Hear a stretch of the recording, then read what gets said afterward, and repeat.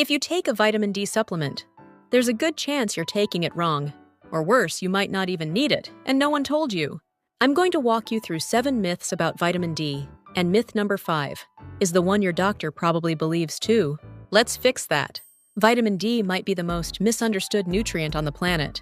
It's not really a vitamin, it's a hormone your body makes from sunlight. And because of that, the advice around it is a mess of half-truths, outdated studies, and supplement marketing. So today, myth by myth, we're separating what's actually backed by research from what just sounds true. Stick around till the end. I'll also tell you the one number you should actually ask your doctor for. Myth number 1. If you get sun, you don't need a supplement. This one feels obvious, right? Sun equals vitamin D, so why take a pill? Here's the problem. Your skin's ability to make vitamin D depends on your latitude, the season, your skin tone, your age, and how much skin is actually exposed. If you live above roughly 35 degrees latitude, think most of Europe, Canada, the northern US, Korea, Japan, northern China, your skin makes little to no vitamin D for several months of the year, no matter how sunny it looks outside.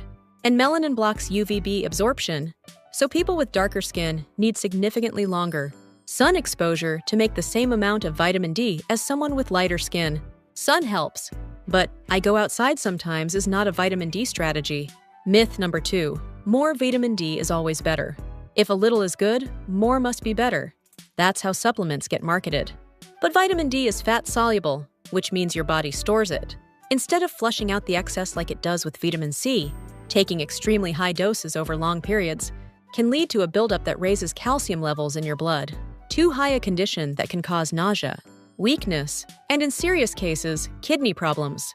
This is rare, and it usually only happens with very high dose supplements taken for a long time, without monitoring, not from sunlight and not from food.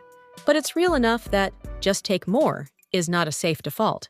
Myth number 3. Vitamin D is only about bone health. Ask most people what vitamin D does, and you'll hear strong bones. True, but incomplete. Vitamin D receptors exist in tissue throughout the body, not just bone.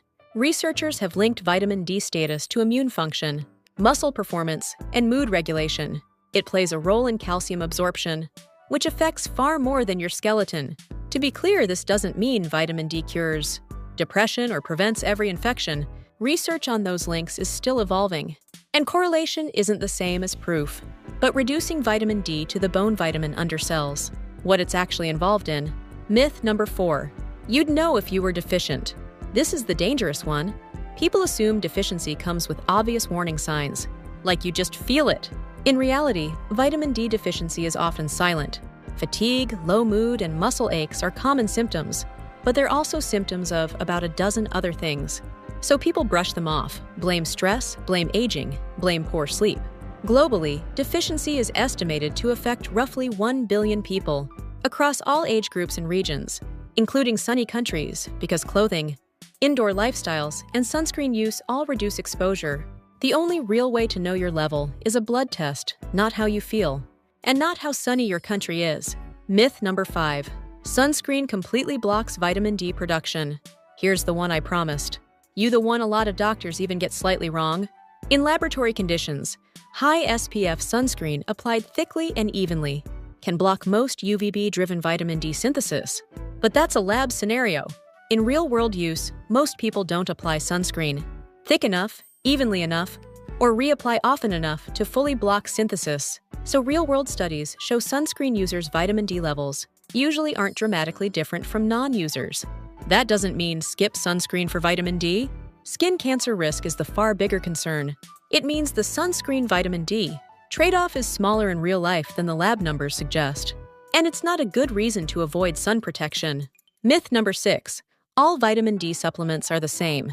Walk into any pharmacy, Seoul, London, São Paulo, doesn't matter, and you'll see D2 and D3 on the shelf, like they're interchangeable. They're not. D2 comes from plant and fungal sources. D3 comes from animal sources or lichen for a vegan option, and is generally considered more effective at raising and maintaining blood vitamin D levels than D2. It's not that D2 doesn't work. It's that if you're comparing labels and assuming they're identical, you might be choosing the less effective option without knowing it. Myth number 7. Vitamin D deficiency is only a problem for older adults. This is the myth that lets younger viewers tune out. So let's kill it. Deficiency risk actually spans every age group. Office workers who don't see daylight, people who cover most of their skin for cultural or religious reasons, breastfed infants without supplementation, people who live in cities with heavy air pollution, or tall buildings blocking sunlight. People who are obese, since vitamin D can be sequestered in fat tissue, all face elevated risk, regardless of age. Older adults do have added risk, because aging skin is less efficient at producing vitamin D. But "I'm young and healthy" is not automatic protection. So quick recap, sun alone often isn't enough. More isn't automatically better. It's not just about bones. Deficiency is usually silent. Sunscreen's real-world effect is smaller than people think. D2 and D3 aren't the same, and age doesn't make you immune. The one number to actually ask for? Your 25-hydroxy vitamin D blood level.